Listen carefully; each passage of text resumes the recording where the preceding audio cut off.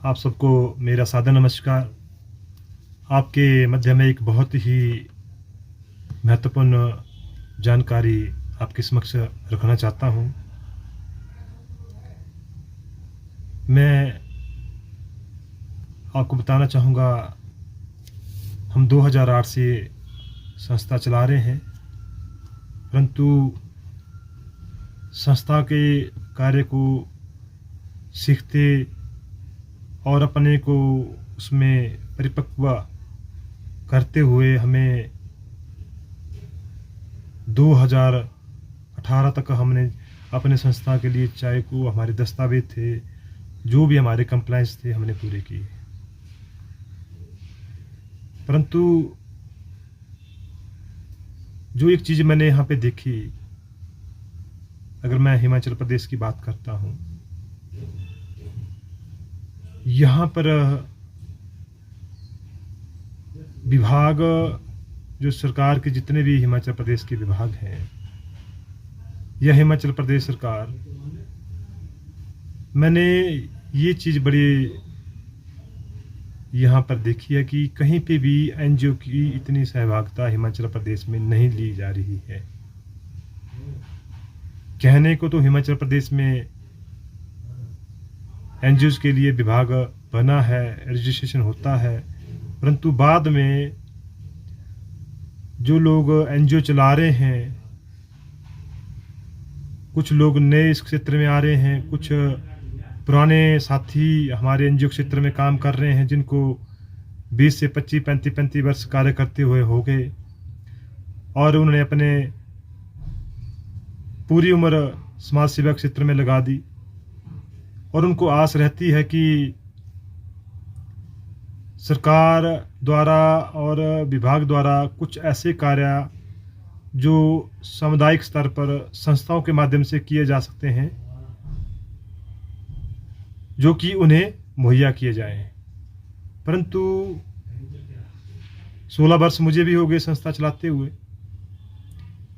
एक दो विभागों को छोड़कर हिमाचल प्रदेश में, चाहे सरकार की बात आती है, चाहे विभागों की बात आती है, कोई भी विभाग एनजीओ को कार्य ही नहीं देना चाहता। अगर मैं हिमाचल प्रदेश में एनजीओ के माध्यम से कार्य करवाने की अगर मैं बात करता हूं, तो बहुत से ऐसे कार्य हैं जो कि जमीनी स्तर पर एनजीओ के अलावा कोई नहीं कर सकता, क्योंकि समुदाय के जो लोग हैं वहाँ पे विभागों का कोऑर्डिनेशन नहीं होता है, विभागों की कार्यप्रणाली से कुछ लोग खुश नहीं होते हैं। सरकार की योजनाएं हकीकत में धरातल तक पहुंचती भी है और नहीं भी पहुंच पाती, या उनका क्रियान्वयन सही तरीके से नहीं हो पाता, उनका प्रचार प्रसार सही से नहीं हो पाता। अगर मैं सरकार के कुछ कार्यों की मैं बात करता हूं, जो कि आज के इस सिनेरियो में होना बहुत ही महत्वपूर्ण है।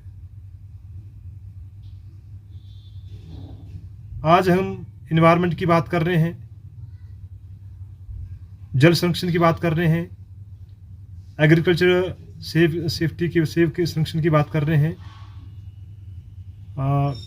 स्वच्छता की बात कर रहे हैं, डिजास्टर मैनेजमेंट की बात कर रहे हैं, रोड सेफ्टी की बात हम अगर कर रहे हैं, ड्रग एडिक्शन की हम बात कर रहे हैं, और जो हमारा बेसहारा पशु जो हैं, जो सड़क पर रहने के लिए व्यवस्था है। जंगलों में हर साल आग लगती है,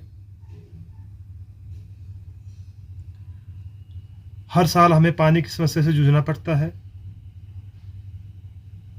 और दिन पर दिन लोग कृषि को अवॉइड कर रहे हैं, और हमारे यहाँ पे नदी नालों, चाहे हमारा फॉरेस्ट एरिया, इतना कचरा हमारे यहाँ पे फैल चुका है, चाहे शहर की बात आती है, चाहे गांव की बात आती है, जिसके लिए बिल्कुल भी कोई एक्टिविटी नहीं की जा रही है, अवेयरनेस एक्टिविटी। चाहे गतिविधियों की बात आती है, चाहे अवेयरनेस एक्टिविटी की बात करती है।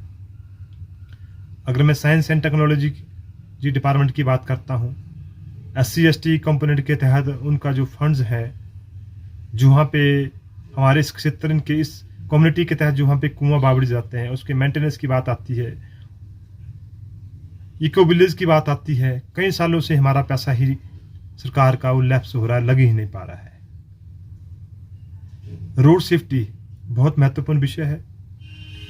आप आए दिन रोड एक्सीडेंट के मामले सुनते हैं, देखते हैं, और चिर परिचित हमारे मित्र बंधु या जान पहचान के लोग भी रोड एक्सीडेंट का आए दिन उनको सामना करना पड़ता है, रोड दुर्घटनाओं का।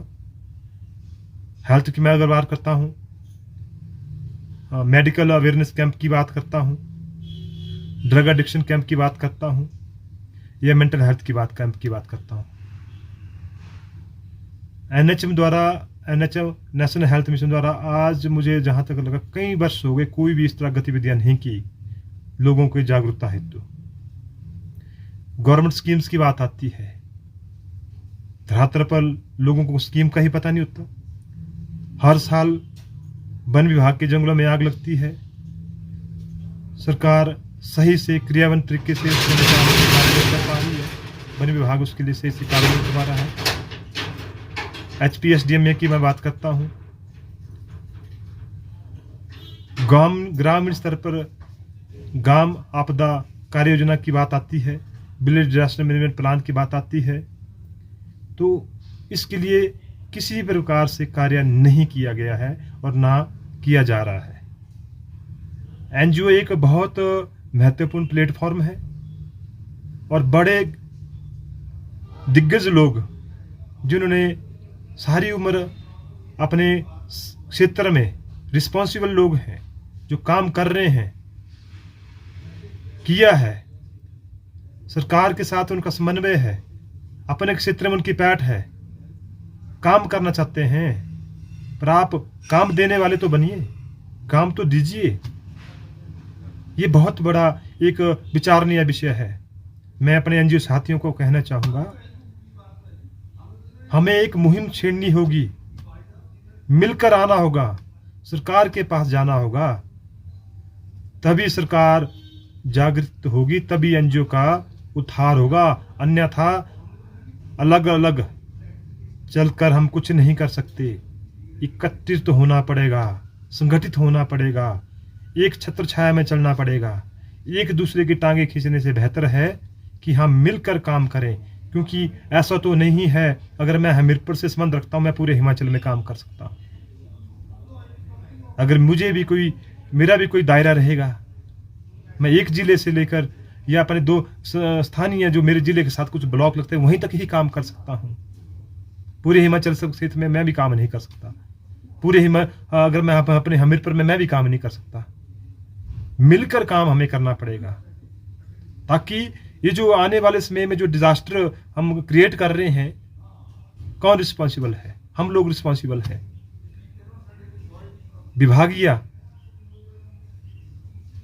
विभागों में कुछ लोग ऐसे बैठे हैं जो कि काम के मामले में तो ट्रेनिंग मीटिंग तो करवाते हैं, बट जब काम देने की बारी आती है तो उसके लिए नुक्ताचीनी करते हैं।